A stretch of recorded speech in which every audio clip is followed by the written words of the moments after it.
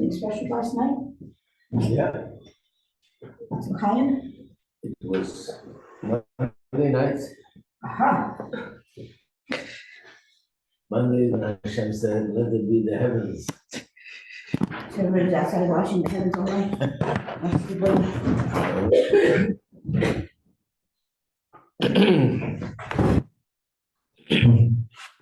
Okay, we will start with Tehillim. Everybody find your seats. Be enough chairs there for everybody.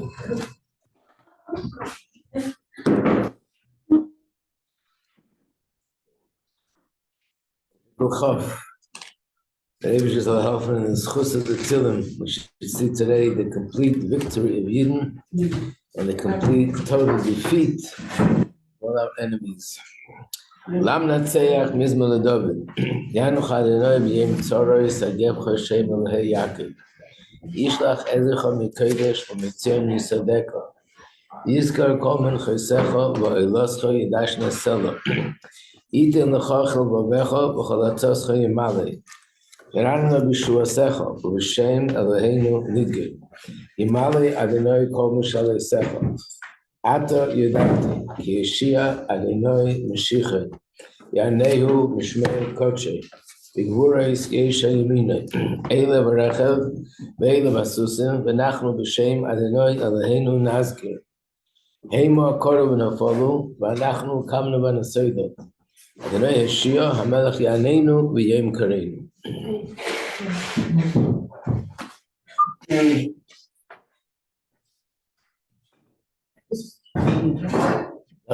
From yesterday. Morning. Good night.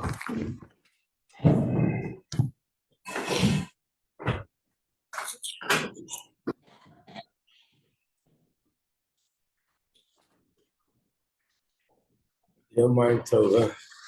You can give this out.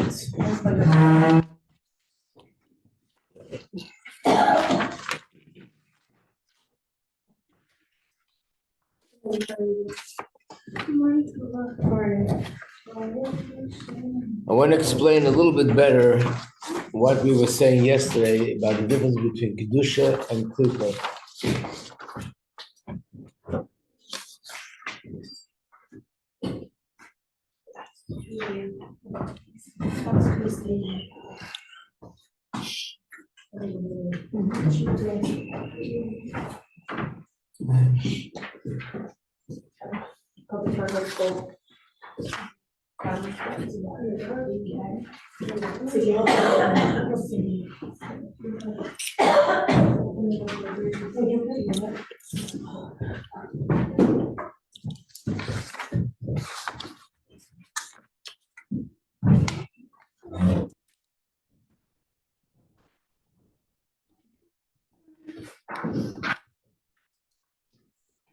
Okay, so what you're looking at is Tanya, Perek Vav. That's the Perek where the Alter Rebbe talks about how Klippa gets chayes from Kedusha. So I want to go over inside just to point out there are 3 points, 3 details generally in which we can explain. This is the difference between the way Klippa gets chayes from Hashem and Kedusha, because everything in the world can only live from and through Hashem. Can't live any other way. But let's explain the difference. So everybody here learned chapter 6.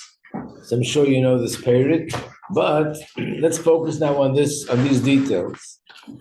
Right before this, the Alter Rebbe said that the keli for Kedusha is bittul. Hashem's presence doesn't rest only in a place of bittul. Chana, good morning. You're making it into a habit. It's very nice to have you here, okay? So only Kedusha, only a place where there's bittul can there be Kedusha. Where there's no bittul, there can't be any Kedusha. Now he goes to the other side. Avo ko ma'she'enoi botel esli yisbarach. You see, there's a one there. Unfortunately, the copies are very light. There should be a one. If you look with a magnifying glass and a telescope, you'll see a one right over there. Avo ko ma'she'enoi botel. Whatever is not bottled to the Eibishter, what does it mean not bottled? It's something which is separate from Hashem. It perceives itself as a separate entity from Hashem. It doesn't get chayis from Hashem's kedusha, which means mebchinas primis hakedusha, or muhusa v'atzmusa, which is the essence. So where does it get the chayis from? Mebchinas acharayim. This is point number one. That kedusha comes from the pnimius, and klipa gets its chayis from Hashem's back.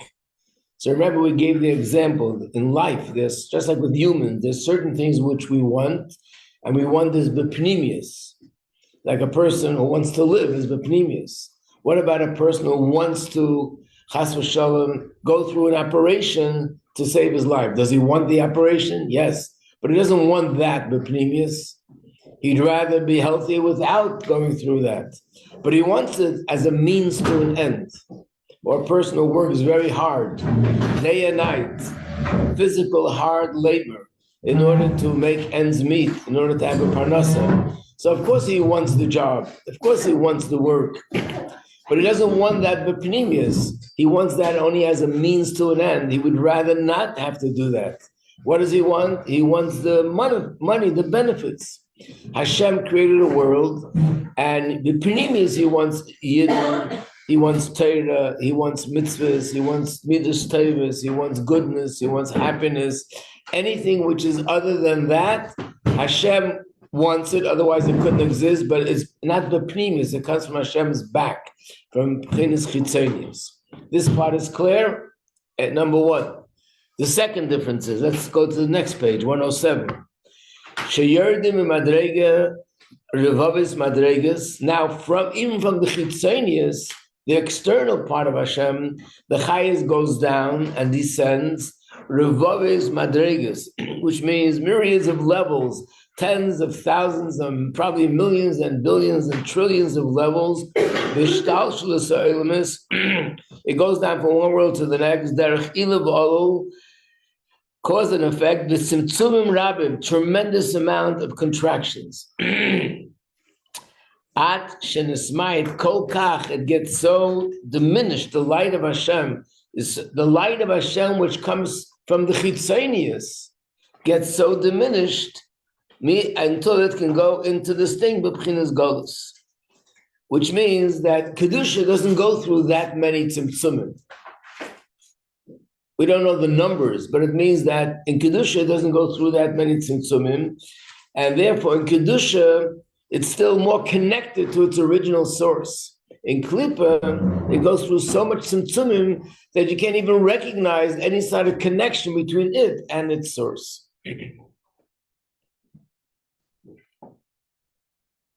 So that's number two. That Klippa goes through many, many tzimtzumim, and Kedusha does not go through so many tzimtzumim. What's number three? The last word on the bottom is number three. After all the tzimtzumim, and it finally goes into the Klippa to give it chayis, even then it's not the same. It's b'pchinas golus. Let's turn the page. It's in a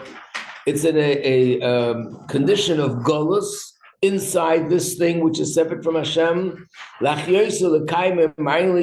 It sustains it, makes sure that it exists. It shouldn't go back to be nothing, but it doesn't really become connected. In other words, the third point is that when the chayis of Kedusha, that comes, number one, from the outside of Hashem. Number two, it changes a gazillion times over and over and over. After all that, it's still not really connected to the klipa. It's in it, it gives it chayis, but there's no connection between the two things. Like imagine, let me use this mashal. Many years ago, many years ago, This is when I was in Melbourne, so this is in 1967, 68. A scientist, a Jewish firm scientist, came to the community. They invited him to speak Friday night. And the topic of his discussion, this was years before they actually had the robots. Could you, in the future, there's going to be such a thing called a robot. Could you use a robot for a minion? That was his question. You have 9 men and 1 robot. He can do everything. He's smart, he walks, he can even move around, he can do things, he can talk. Could you use him for a minion? I don't remember all the details of his discussion and dialogue back and forth, but the conclusion was you can't because he's not Jewish. I guess you can't put him in a mikveh because you're going to ruin the whole mechanism. So you really have a problem.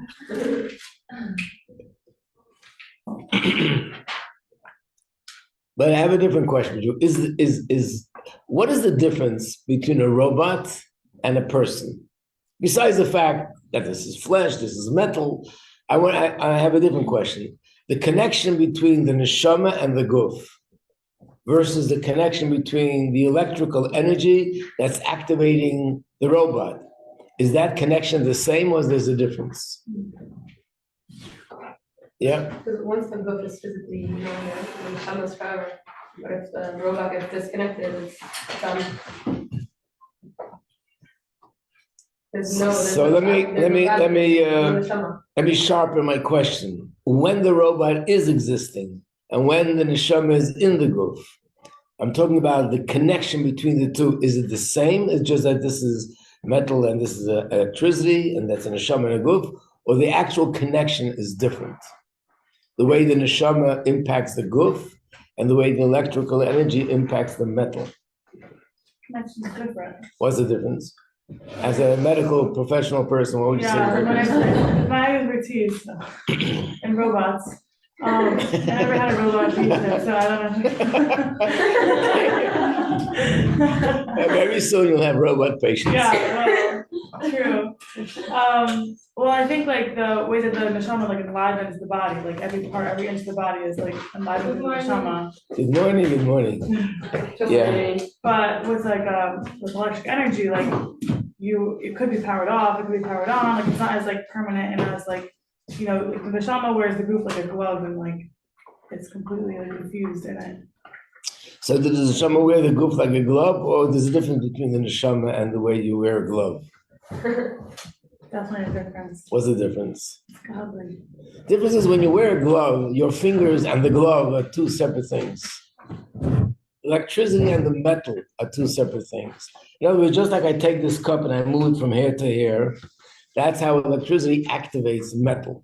It's just that it's so complicated that it looks as if it's moving by itself, like a puppet or something else. But it only looks like that. But in reality, it's one thing pushing another thing. Like I said yesterday, the wind is pushing a piece of paper. It's flying through the air at 50 miles an hour, but the wind and the paper don't really make a connection. With the neshama group, it's very different. What I mean by different is, when you talk to another person, who are you talking to, the neshama or the guf? Both. So when you speak to a person, you feel like you're talking to something that's double, like a dual thing here? It depends on person. Sometimes you feel that you speak to the shaman, sometimes you Some people speak to neshamas. Okay, do you feel you're talking? I'll tell you what I mean by neshama. Purim people get dressed into a bear suit, into a clown suit, and you're talking to them. So you're not talking to the bear. There's somebody inside the bear. That's who you're talking to. Is that how you feel when you're talking to a person? I'm not talking to the guf. Inside the guf is the neshama. I'm talking to the neshama. Is that true? No. So you're talking to the guf, not the neshama. The guf? What's the guf? Just flesh and blood, bones and muscle. Not the neshama, not the personality, just the guf. But they're one. That's what I'm saying. So I have a problem. You can't talk. Everyone will agree you're not talking to the neshama. That doesn't make sense. You're not talking to a physical body, excluding the neshama. Also doesn't make sense. I can't say I'm talking to both because it's not. There's no 2 things here. So what is it? It's that the neshama and the guf have become one. without other proofs, I would think it's mamish one mitzias. It's like if the neshama was always there and the guf was up there, the neshama goes into the guf becomes a live. In other words, the body becomes like the physical part, the tangible part of the neshama, and the neshama becomes the life of the body. So the body becomes transformed into a live entity. With metal, with a wind, with anything else, one thing could push another thing, can make it happen, but it doesn't become it. It doesn't become transformed. The neshama in the guf becomes alive. The neshama goes into the guf, that the guf becomes alive, and the neshama is like a part of the guf. Like the piece of paper that's flying, it doesn't become a flying piece of paper. Right. Exactly. It doesn't become a flying object, it doesn't have the power of flying in it. And the wind that's pushing it is separate from the piece of paper. If you take a person and put him into a sack, tie up the sack, and the sack is moving, the person is the person, the sack is the sack, the two things are connected. But when the neshama goes into the guf becomes a live body. And the neshama becomes the identity of the guf. And the guf and the neshama becomes part of the neshama's identity. The guf becomes the tangible part of the identity, and the neshama is the not tangible part, but they become one essence. So when you're talking to somebody, or if you think of yourself, you're not thinking of something which is double or two different things. It became one mitzvah as if they were never ever separate b'chlal. Agree, disagree, understand, don't understand? You understand my point? Like an animal or a plant? Like the soul that goes into an animal is the same thing. The soul and the animal become one entity. With a plant, it's a little bit different because there's no real, it's a different kind of chayas. But let's say an animal, a dog, a cat, any animal, there's an identity there, which is the soul. But that soul and the physical body become one. In fact, I don't think there's anything in the world, anything that becomes one the way a soul becomes one with the body.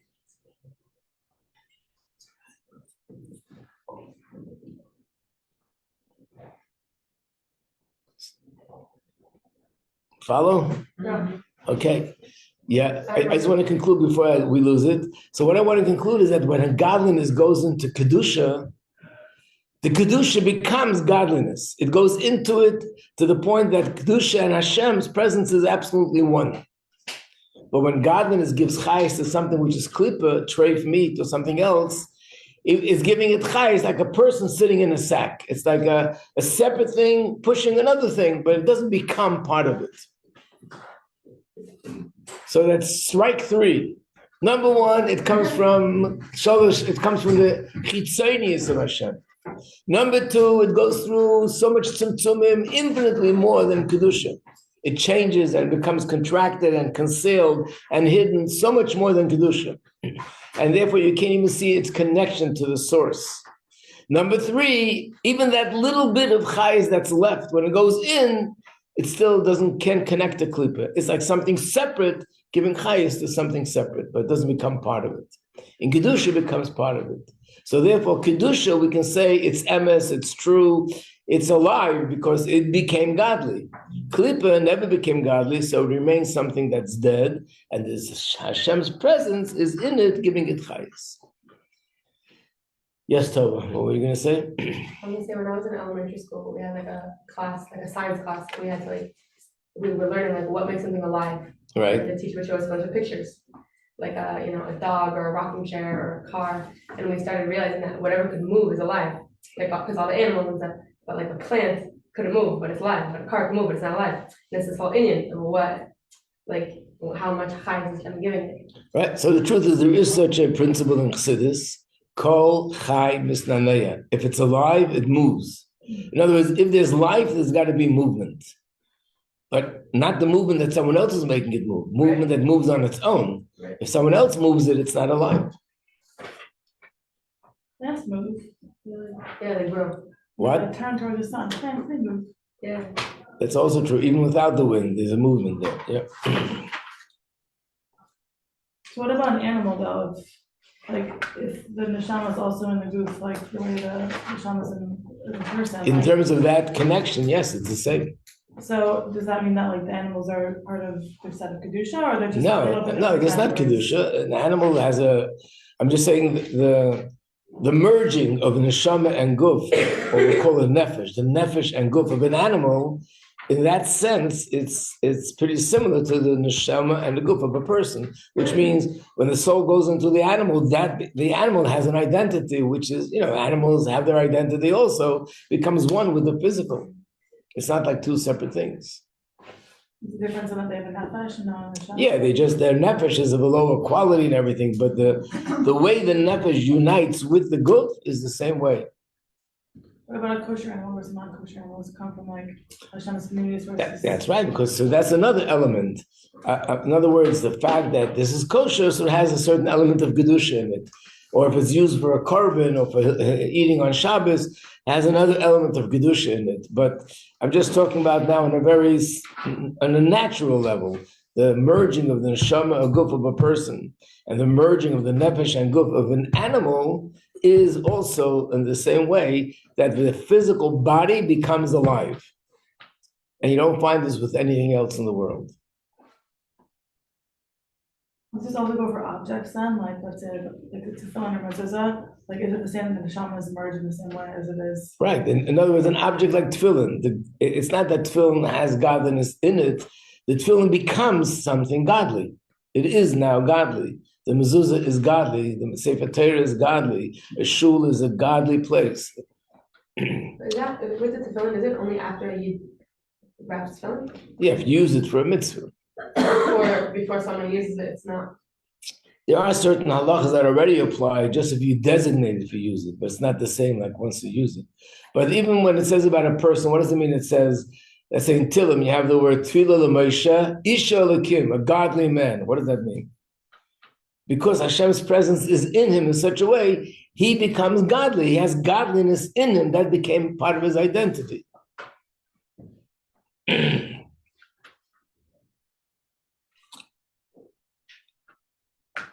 Is it clear? Everybody's on board?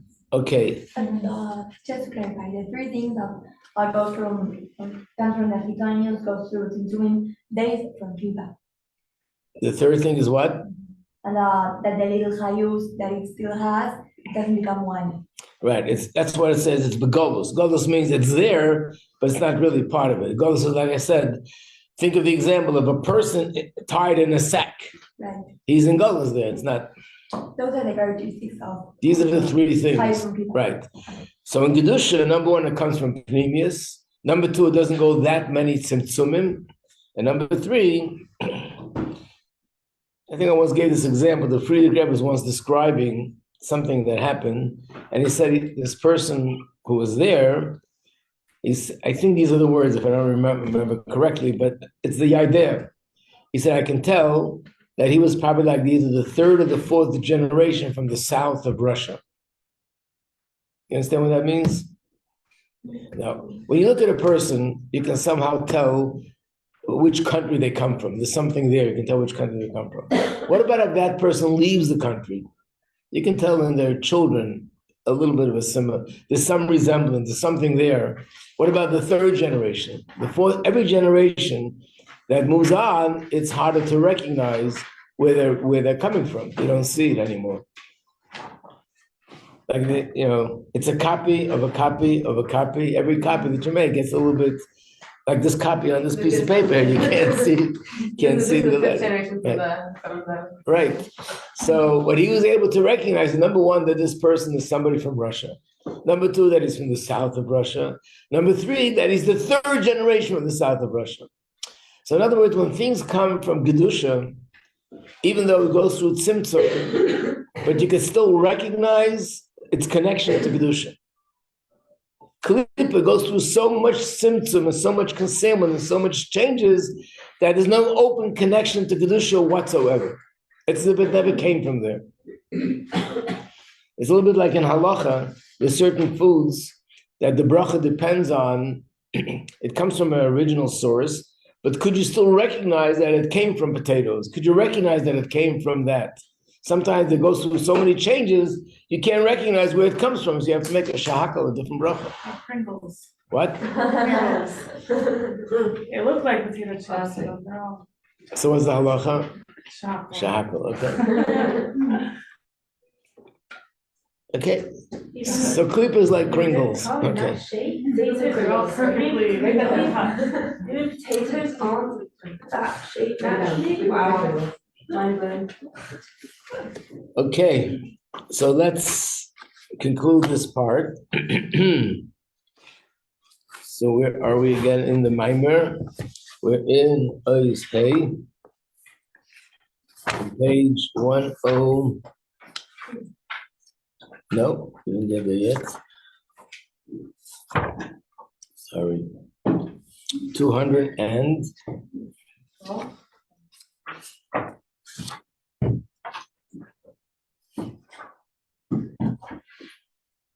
right.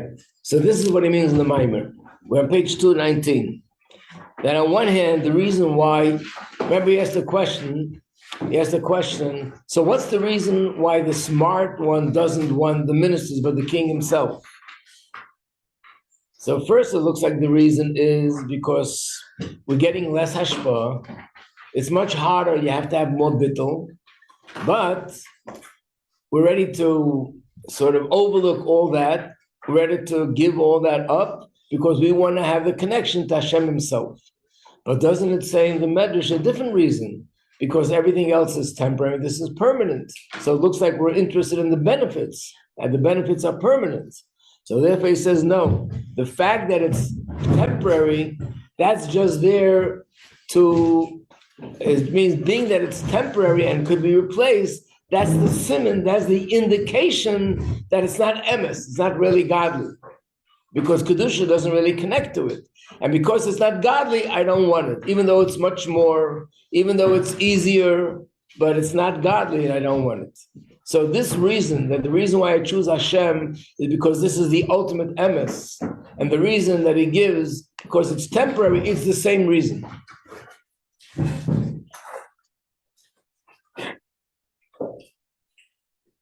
Let's say the words inside again.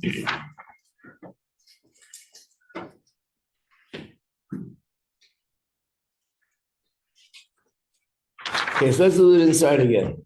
So on page 218, until page 218, he explained that the reason why the smart person wants the king, wants godliness, not get chayes from klipa, is because it says chelki havaya omra nafshi, which means I'm connected to Hashem, and that's all I care about. Which means I know that I'm going to get more if I chas v'sholom go to klipa. I know that it'll be easier. I won't require bittul if I get chayes from klipa, but I don't care. I want to connect to the Eibush, to himself, to emes, and therefore I'm ready to overlook and I'm ready to give up the other benefits because I want Hashem. So then we go to page 19. So why does the Medrash give the reason? Because everything else is temporary. This means not that they want the benefit, but from the fact that they're temporary, later they could be replaced. This indicates that even now it's not true. Because something which is true is permanent. And if it's not permanent, so even while it exists, it's not a true existence. Because it's existing because of something else, not because of itself. And the fact that Klipa has chayes, not stam chayes, has a lot of chayes. It gives chayes to Malachayim, to Masa'elam, and to all the things in the world that are tamei. They all get chayes from Klipa. Nevertheless, Loi mitzad asma, Klipa doesn't have any chayes in its own merit. Chas v'sholom. Ella, page 220, the only reason why Klipa has chayes is only because it's nourishing from Kedusha. Kedusha gives it the chayes. And the chayes of Kedusha that goes into them doesn't become one with them. Next line, Adraba b'chinas golus, it's golus in them, which means the chayis in it is like a separate entity, doesn't really connect to them. That means mitzad muhusam, that they themselves, in their own merit, in essence, they're mothers, they're not alive, it's dead. And what's alive is the chayis in them. So again, like the mushal, if you see, just to think of this mushal, when the sack is moving, no one's going to say the sack is a moving object. The person is moving, and even while the sack is moving, it's still dead, has no chayis. It's the person that's moving the object. That's how klipa has chayis, but because of Hashem giving it chayis. And the same applies to those people that get chayis from klipa. In other words, the nations of the world or the evil people that get chayis from klipa, they're also the same. Like it says in Tanya, the Gemara says, Rishoyim v'chayim kriyim mesim. The Gemara says, tzaddikim, even if they pass away, are considered alive. And Rishoyim, even when they're alive, are considered dead. Why are they considered dead? You can say they're not good, it's bad, but why are you calling it dead? They're well and alive, look what they're doing. But because their chayis comes from klipa. And klipa is something which is in essence dead and impure. Now we go to conclude. And this is why the person says, I choose the king, because everything else is temporary, meaning page 221, I don't want to receive from a place which is mavas v'tumah, that is, God forbid, death and impurity, even though it's a lot. I don't want that. I want emes, and I want kedusha, and I want Hashem. Even though it's a much more limited hashpah.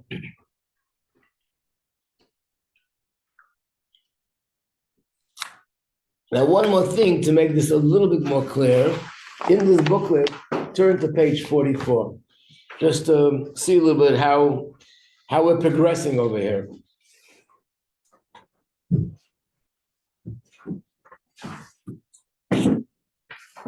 And this chart on page 44 is just a chart that I put it together. It should be a little bit more clear how in the Maimer, he sort of moved up six levels in terms of what a person could be thinking or believing. Okay. Page 44. No, not in the book, not in this. In this. Did everyone get one? I have more copies if you didn't get.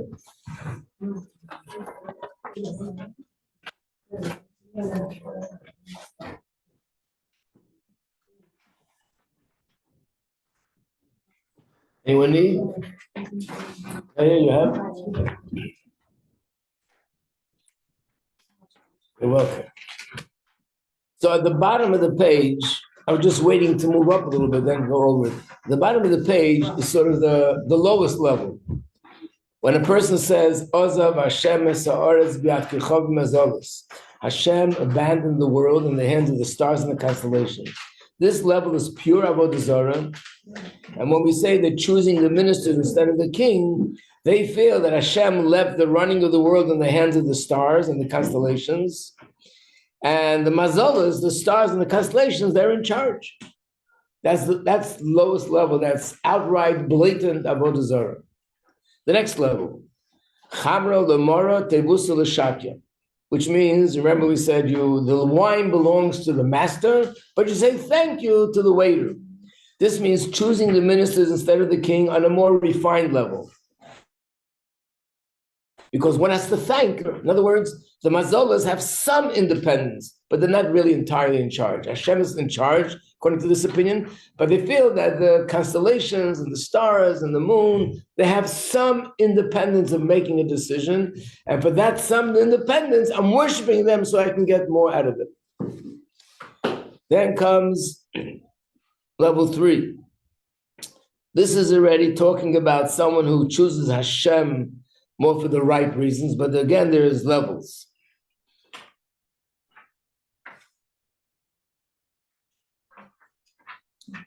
So first of all, you'd recognize that the next box, you'd recognize that everything is all from Hashem.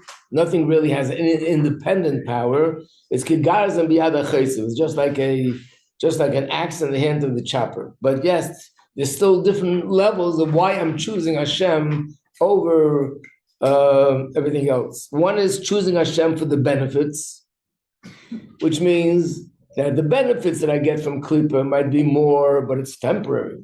The benefits I get from Hashem is less, but it's permanent. So I'm smart. I'd rather choose something which is permanent, even though it's less, than something a lot, but it's temporary. I'm going to lose it soon. So that's choosing Hashem because of the benefits, but it's still I'm choosing Hashem. The next level, number 4, is choosing Hashem because it's emes. That's what we learned just now. Not I'm choosing Hashem because of the benefits. I'm choosing Hashem because Hashem is the emes, and I don't want to deal with things which are impure and things which are really dead. That's not emes. And I want emes, and emes is Hashem. And then after that, there's more levels: 5, 6, 7, 8, 9, 10. Okay, we just did up until 4. Are we gonna do them? What? Are we gonna do the next ones? Yeah, we're going next. We're climbing the ladder. Okay. Yeah. Who made this? Nice Yeah, chart. who made such a nice chart? What? Who made such a nice chart? Oh, yeah. It was born out of the class. Now comes another question. Look, it's necessary to understand another thing. Page 223. Anyone all the people in the world that are tuning in now, it's Maimer, Yemashte Osar, of the Rebbe, Tafshin Lamed Aleph. In Lessons in Tanya, page 220, Lessons in Maimorim, 223. Even this explanation is still lacking something. This explanation is that that the reason why the pikach, the smart one, chooses the king, it's not because of the benefit, but because he realizes the king is the most important, the king is the most emes. And therefore, is ready to forego the abundance of sustenance. But based on this, it comes out that it's based on logic. There's a logical sort of thought process here, that this logical thought process dictates to me that I should choose Hashem because he's emes. Makes sense. The Mekevish Kulam is Chalfen, being that everything else is replaceable, which means it's not permanent, so it's not emes. Umalkalim is Chalav, Hashem is the emes. Roi Levater. Therefore, logically, it makes sense to give up on the abundance and choose that which is the absolute emes, and give up al riba hashpa de asorim. I'd rather choose the limited that comes from the king. But there's a question. What's the question?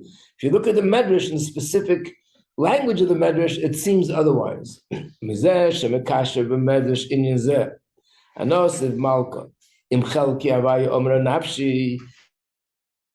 the Medrash connects us to the pasuk, the original pasuk. My portion is Hashem. Mashma, it seems to imply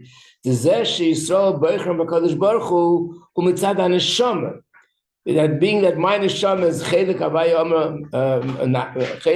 mamish, which means because my neshama and Hashem is one, that's why I'm choosing Hashem. Shalamayla masecho. It's not that it's a logical, intellectual thought process. It just can't be any other way. I and Hashem are one, and therefore I'll only choose Hashem. On the other hand, from the fact that it says everything is replaceable, looks like there's an intellectual thought process that leads to that conclusion. So it seems to be a contradiction. So the next piece in the Maimon is going to explain that both are true, and in fact, one is connected to the other. On one hand, there's an intellectual thought process. On the other hand, it's something much deeper than intellect.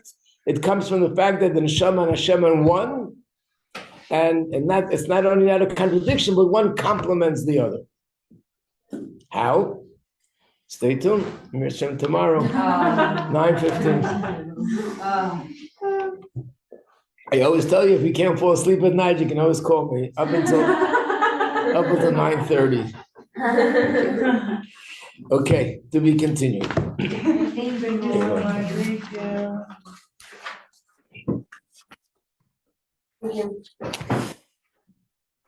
You want the use that? No, hold on to it. You can keep it.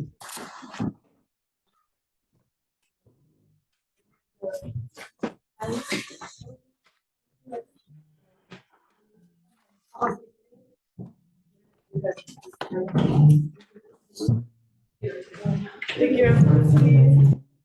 I saw on Facebook yesterday.